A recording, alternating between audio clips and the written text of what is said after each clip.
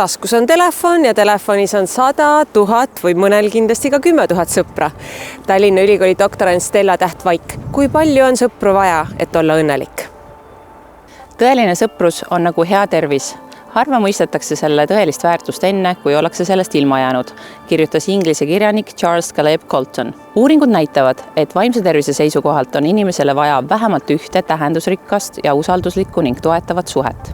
Sellised suhted on seotud väiksema depressiooni ja ärevuse riskiga ning paremate tervisenäitajatega ja üleüldise toimetulekuga. Oluline on rõhutada, et kasu ei tulene mitte suhete hulgast, vaid tajutud toest ja vastastikusest hoolivusest. Sageli küsitakse, mitut sõpra on inimesele ikkagi tarvis.